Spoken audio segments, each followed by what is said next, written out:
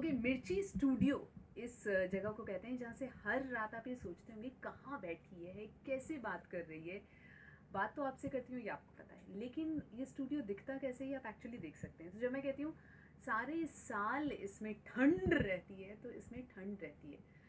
और एक जनाब आज मेरे साथ बैठे हैं, इनकी अगर मैं इनको खड़ा होने के लिए कहूँगी राशिद आप खड़े हो जाएं, फिर पता चलेगा कि आप करते क्या हैं।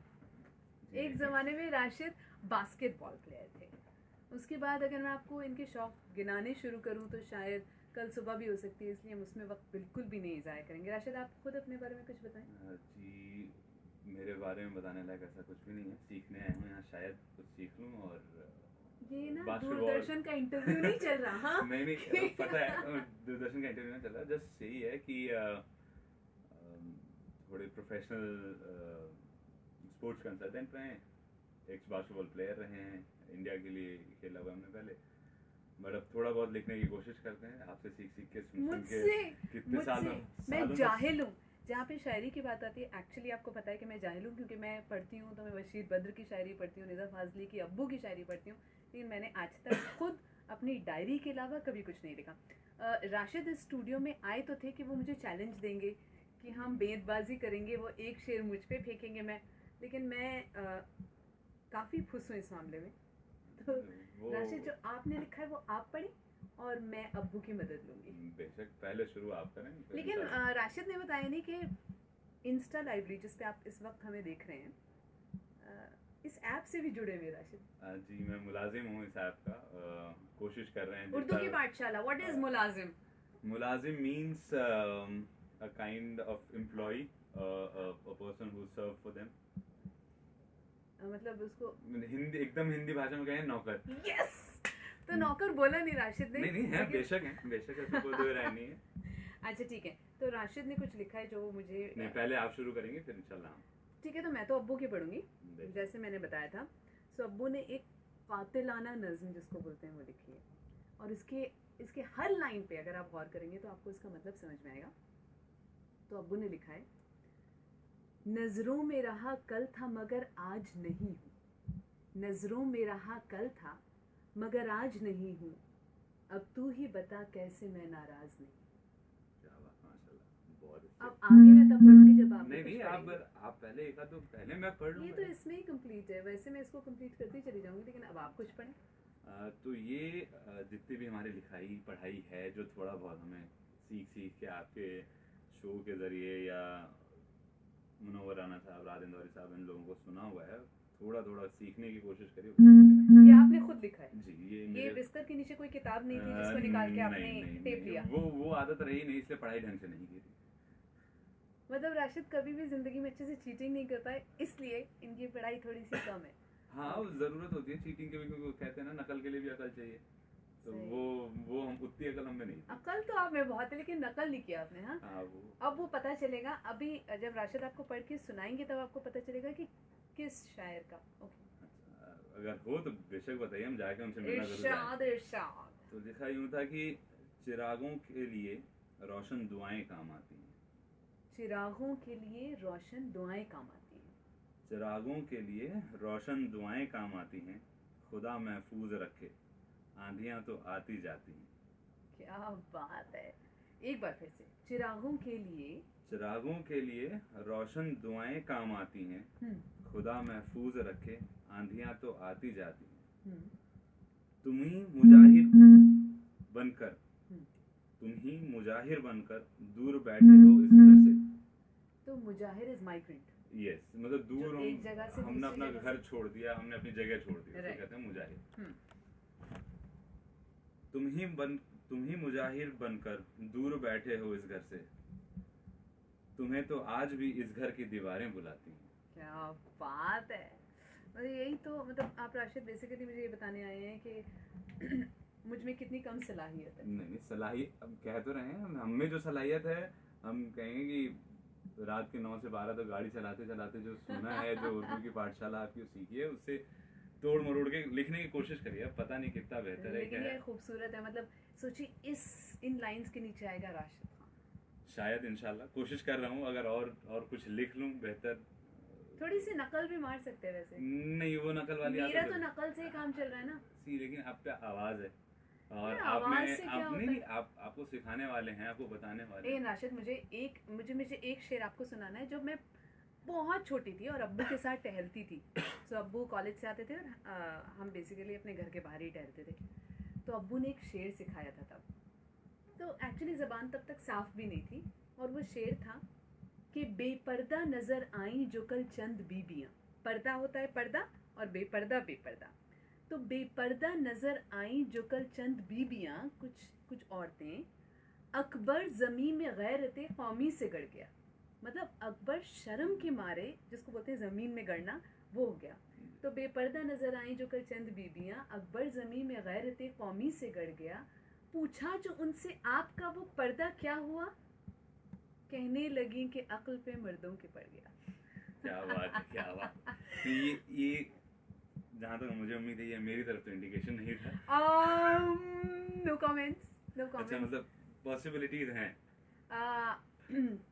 और अब्बू ने एक और रोमांटिक शेर उस जमाने में याद करा दिया था, जिससे ये बता पॉपुलैरिटी। दीजिए किसके लिए, ये ज्यादा जरूरी है मेरे अब लिए। ये नहीं, नहीं, ये आप अपने लिए भी आप नहीं, ये हम शेर जबरदस्ती लेके। का नहीं लेते ना। एक्चुअली ये शेर इट्स वेरी हैंडी। हाँ, if you are in love, मोहब्बत वोहब्बत हुई है, तो बेकार में ये सब कहने का कि मैं तुमसे इतना प्यार करता हूँ।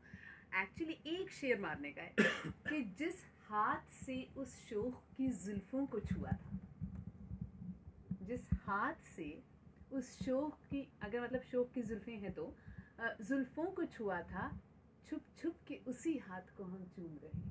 क्या बात है। ये बताइए किसके लिए था सर? ये देखिए, बाकी किसी मैं को पता ना हो ना हो, मुझे जानना जरूरी मैं है। आदमी हूँ, आदमी से प्यार करता हूँ वाली कैटेगरी में नहीं आती हूँ, इसलिए मैं ये नहीं कह सकती कि मैंने जिस हाथ से उस शोख की। आप बताएं कि आपकी वो शोख अभी फिलहाल तक तो नहीं होगी, तो जरूर बेशक तो बताने जिस दिन आ गई ना वो, उस दिन पहला कॉल उस साइमा दिन को। उस दिन पहला शेर ये पढ़ दीजिएगा। पहले चलिए। आप उसकी जुल्फें छुआइएगा और फिर बोल दीजिएगा। चलिए, इंशाल्लाह जरूर। और अब आप आप अभी आप दूसरा पढ़ने वाली है। आपने सुनाया जो बचपन में याद किया था, अभी के ताजा सुनाइए। नहीं नहीं, मैं तो सुनाते रहती हूँ राशिद, आज आपकी नहीं, बारी है। मैं सुना दूंगा, मैं आए इस वजह से हूँ, अच्छा, सीखने को तो मिले। अब्बू की अगली दो लाइंस जो मेरी फेवरेट हैं इस नज्म की, वो ये है कि शोला है कभी तू कभी फूलों पे शबनम, शोला है कभी तू कभी फूलों पे शबनम, जाने जो मुकम्मल तुझे किरदार नहीं। बहुत गहरी बात, माशाल्लाह। बहुत गहरी बात है, बहुत, मतलब जिंदगी गुजर जाए। एग्जैक्टली। और फिर अब्बू ने लिखा है कि आंखों की स्याही बनी पहचान है तेरी, आंखों की स्याही बनी पहचान है तेरी, कीमत जो लगाए वो मैं बाजार नहीं। क्या बात, माशाल्लाह। अब मैं अब्बू की नहीं पढ़ूंगी, बेकार में अब्बू की इतनी पब्लिसिटी मिल रही है, अब आप पढ़ें। ठीक है, ये मेरा पर्सनल फेवरेट है जो मैं पढ़ने जा रहा हूँ। ये मैंने मेरे बहुत कुछ दौर में बहुत ख़राब दिनों से गुजर रहा था, तब मैंने अपने आप को बांधने के लिए, अपने आप को समेट के रखने के लिए ये शेर लिखा था। तो ये शेर का वाक़या बताता हूँ, ये हुआ क्यों। आप नॉर्मल हमेशा देखते होंगे बारिशों में, या फिर जब बारिश से पहले अक्सर तूफान आते हैं, और कई बार ऐसा होता है कि तूफान रात के अंधेरे में भी आता है, तो हम घर पे दिए जला के रखते हैं, हम घर पे मोमबत्ती जलाते हैं, या कुछ ऐसी चीज़ें जिससे घर में रोशनी हो जाए। लेकिन हवा आती है तो रोशनी बुझ जाती है। तो इससे हमें पता चलता है कि हवा में ताकत बहुत ज़्यादा है रोशनी के मुकाबले। बट क्या इतना हौसला हवा में है? जो मैं शेर कहने जा रहा हूँ, ये उसका जिक्र है। हवा से कह दो कि यूं खुद को आजमा के दिखाए, हवा से कह दो कि यूं खुद को आजमा के दिखाए, यूं तो बहुत चिराग बुझाती है, यूं तो बहुत चिराग बुझाती है, एक जला के बताए। हवा से कह दो कि यूं खुद को आजमा के दिखाए, यूं तो बहुत चिराग बुझाती है, एक जला के बताए। हयात वालों का मायने आप एक बार बता दें। जिंदगी, जिनमें बेसिकली जिंदगी का बाकी है, जिसमें जो इंसान जिंदा लाइफ होती है, जिसमें एग्जिस्टेंस। जी, हयात वालों सुनो ये हुआ खफा होना, हयात वालों सुनो ये हुआ खफा। खफा होना मैं जा रहा हूँ, मुझे अब कोई मना के बताए। क्या बात है।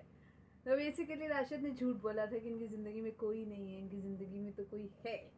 नहीं, हमने पहले ही कह दिया था। आप इमोशनल ब्लैकमेल कर रहे हैं किसी को? नहीं, बिल्कुल नहीं। हमने कहा था कि हमारे जब कुछ हालात सही नहीं थे तो अपने आप को संभालने के लिए कुछ ना कुछ जरिया चाहिए होता है। देखो दिस इज ब्यूटीफुल कि मतलब अगर हम अपने इमोशंस को अपनी ही राइटिंग से लिख के और उसको अपनी ताकत बना लें, Exactly. जो उस वक्त मतलब बीत रही होती है, that is beautiful. In fact Rashid, ये सवाल मेरा हर शायर से होता है। मुनव्वर अंकल आए थे उस मैं दिन। शायर नहीं हूँ। जो लिखता है भाई मेरे लिए वही शायर है, कोई जरूरी थोड़ी कि मशहूर हो गए तो ही शायर बने। तो मुनव्वर अंकल आए थे स्टूडियो, तो मुनव्वर अंकल ने अपनी माँ के बारे में बहुत अमेजिंग चीज़ें लिखी हैं।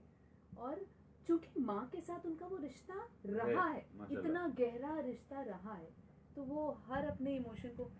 तो मैं मुनव्वर अंकल से पूछ रही थी कि वो शायर जो कि बहुत रोमांटिक चीज़ें लिखते हैं, मैं हमेशा सोचती हूँ कि ना कितने रोमांटिक होते होंगे अपनी गर्लफ्रेंड के साथ। तो मैंने कहीं पढ़ा था कि मजरू सुल्तानपुरी साहब मेरे ख्याल से जब 11-12 साल के थे तो उनको क्रश था अपनी सामने वाली पड़ोसन की बेटी पे, जो कि सिर्फ 7-8 साल की थी।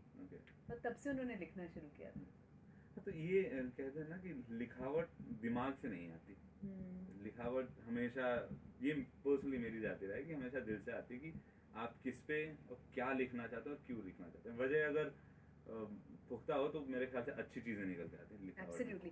सो अगर आप भी कुछ लिखते हैं, कुछ भी, 1 लाइन 2 लाइन, जिसमें ज़िंदगी का जिक्र हो, कि मोहब्बत का जिक्र हो, या फिर किसी भी चीज़ का जिक्र हो, दोस्ती का जिक्र हो, तो जब एक ख्याल आ जाए तो उसको लिख ज़रूर लें। शायद कुछ साल बाद आपको वो पढ़ के खुद ताज्जुब हो कि ये आपने लिखा था। And I think we should preserve it. Yeah, of course we should, because we know that we have that ability to say something. We convey our own way. Right. And we nowadays, at least I would say, we are very much particular about the kind of word we choose. Right. So the youngsters, they try to choose a word which is very cool factor. Right. People who know things, they try to use a word which will be very impactful. Correct. So if we can write those words in some way or the other, I think that'll come out in a very right way, and which we can relish in future. Yeah, this is what I say. The best part is, मतलब I had read it somewhere कि इंसान दुनिया से जब चला जाता है तो लोग क्या याद करते हैं, वो जो उसने कभी कहा था। So when we speak, in fact हम लोग एक गलती करती है हमारी जनरेशन के, हम कभी कभी वो चीज़ें भी बोल जाते हैं जिसका मतलब हमें नहीं पता होता। तो कम से कम एक्चुअली बोलना वही चाहिए जिसका मतलब हमें पता हो। एक्चुअली मैं बहुत भाषण दे दिया यार। थोड़ा ज़्यादा हो रहा है, मुझे भी ऐसा लग रहा है। चलिए अब अगली शेर पढ़ें। अब रात को मिले, रात 9 से 12 इसी स्टूडियो से। वो तो हो गया, एक और आप पढ़ें। एक और शेर पढ़ूँ मैं? चलिए मैं इसकी लास्ट 2 लाइन्स पढ़ देती हूँ, जिससे ये नज़्म मुकम्मल हो जाएगी, और शायद मैं आपको बहुत जल्दी इसको गा के भी सुनाऊँ। आकर गिरे हैं फूल तो दामन में भी मेरे, आकर गिरे हैं फूल तो दामन में भी मेरे, पर जीत पे हासिल हो वो मैं हार नहीं हूँ। नाराज ना हो राह तेजा भर दे मोहब्बत। आकर गिरे हैं फूल, नाराज ना हो राह तेजा भर दे मोहब्बत, फिर देख जरा जीस्त से बेजार नहीं हूँ। So, मैं चाह कर भी अब्बू से शायरी नहीं सीख सकती, क्योंकि लोग उसके साथ पैदा होते हैं, जैसे राशिद हैं, अब्बू हैं। तो कभी कुछ लिखूं, वैसे जो मैं लिखती हूँ आपको पता चल ही जाता है, लेकिन आपके लिखने का ज़रूर इंतज़ार रहेगा। अब हम अगली बार कब मिलेंगे हम बताएंगे।